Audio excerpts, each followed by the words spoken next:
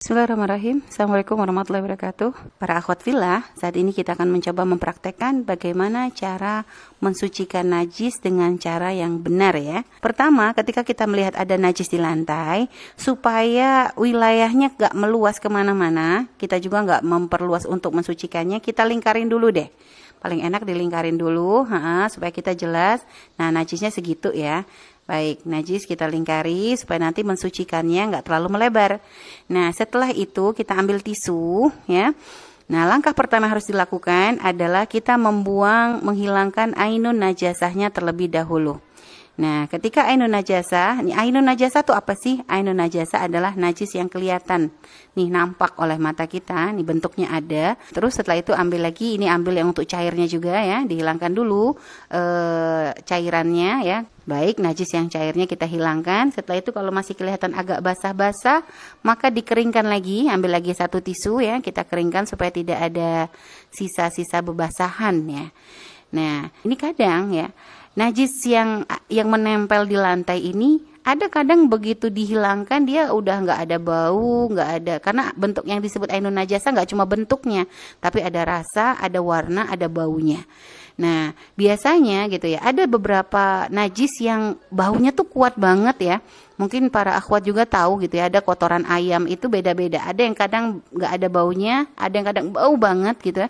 Maka ini kita harus bisa memperkirakan ya. Jadi ketika ini kalau sudah warna, kan tadi ainun najasa tuh ada bentuk juga ya. Terus ada warna, ada rasa, ada bau. Ini warna udah nggak ada nih, nggak ada warnanya. Tapi bau dengan rasa nih kita belum tahu. Hanya untuk bagian bau dan rasa nggak harus loh ya. Sahabat, bahkan nggak dianjurkan banget untuk mencicipi atau menciumnya. Perkiraan aja. Jika diperkirakan najisnya baunya terlalu kuat, yang nanti nggak bisa cukup dengan hanya diusap, harus dengan diusap kembali dengan sabun atau apa, maka bantu dengan pakai bantuan sabun. Cukup kalau misalnya pakai sabun ya, kasih sabun di ujungnya aja. Di ujungnya aja, kasih sabun sedikit aja di ujungnya, sekedar untuk menghilangkan bau ya.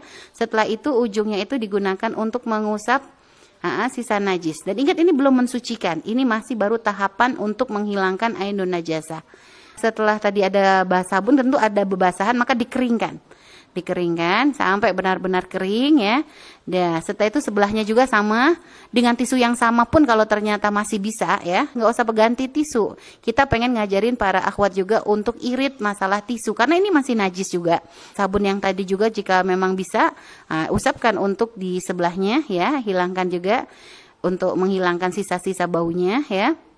Nah, setelah itu nanti dengan satu tisu yang sama dikeringkan sampai benar-benar tidak ada yang tersisa. Perkirakan ya, para akhwat, nggak ada warna, nggak ada bau, nggak ada rasa. Maka najis ini berubah hukum menjadi najis hukmiyah. Hukumnya najis ya, bentuknya tapi nggak ada gitu ya. Nah, mungkin para akhwat dalam proses tadi mengelap najisnya tanpa akhwat sadari, tangan akhwat mungkin ikutan terkena najis ya. Karena kan tadi cara ngusap kita kan pengen belajar irit. Tadi pakai ujungnya, lalu dengan sisanya. Mungkin tanpa disadari terkena najis, maka caranya berarti akhwat harus mensucikan tangan terlebih dahulu.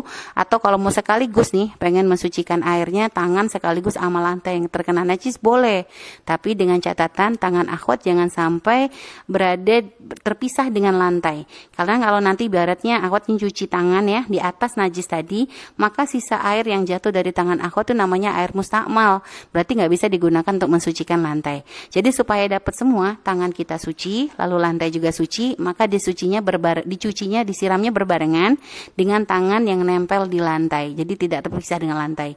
Lalu disiram ya, kita siramkan seperti itu ya, sedikit saja, nggak usah banyak-banyak ya akhwat ya. Jangan sampai nanti ngambil satu gayung digerucuk semua begitu, itu boros. Ambil sedikit, bisa sedikit-sedikit. Nah, disucikan. Karena tadi sudah bersih, hanya tinggal menghilangkan benar-benar najisnya dengan cara mengalirkan air. Nah, ini sudah selesai pensucian.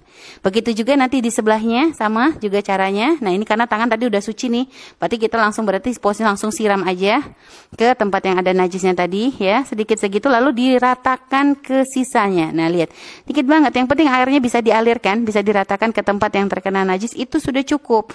Nggak harus airnya tuh langsung disiram banyak-banyak ke semuanya, nggak. Cukup taruh di tengah, nanti setelah itu diratakan ke sisa-sisa dari tempat yang memang kita yakini ada najisnya. Nah, ini sudah proses pensucian, sudah beres. Tinggal sekarang ada kita pengen mengeringkan ya, karena di lantai supaya nggak licin, biar anak-anak nggak jatuh. Boleh kita keringkan pakai tisu, boleh pakai handuk, boleh pakai keset, boleh. Nah, ini sekarang yang kami gunakan nih keset nih, bentuknya kayak handuk begitu ya, jadi nyerap banget sama air. Ini kami gunakan untuk mencuci, untuk mengeringkan lantai yang basah.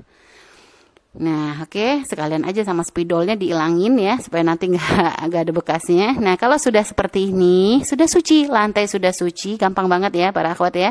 Dan juga untuk kesetnya, ini keset jangan dianggap langsung kesetnya jadi najis, nggak boleh dipakai. Enggak, kesetnya suci. Karena tadi air yang digunakan untuk mensucikan najis hukmiyah, itu tidak berubah menjadi air mutanajis. Tapi ketika terpisah dari lantainya, hukum air itu menjadi hukum air mustakmal. Air mustakmal itu gimana? Suci tapi nggak mensucikan. Sehingga karena dia itu air suci, maka keset yang tadi kita gunakan untuk mengelap air tersebut hukumnya adalah suci. Boleh kita letakkan kembali di depan pintu untuk jadi keset lagi. Begitu mudah sebenarnya menghilangkan najis. Yang penting kita tahu caranya. Asalkan ingat, jangan dengan cara dipel, karena kalau dipel airnya tidak mengalir, maka tidak akan mensucikan najis, akan tetapi memperlebar najis. Dan juga nggak usah capek ngepel satu rumah. Ternyata cukup dengan cara yang tadi kami ajarkan, berarti rumah kita sudah kembali suci. Baik, ini saja. Wallahu a'lam bishawab. Semoga bermanfaat dan bisa menjadi ilmu yang diamalkan. Terima kasih. Wassalamualaikum warahmatullahi wabarakatuh.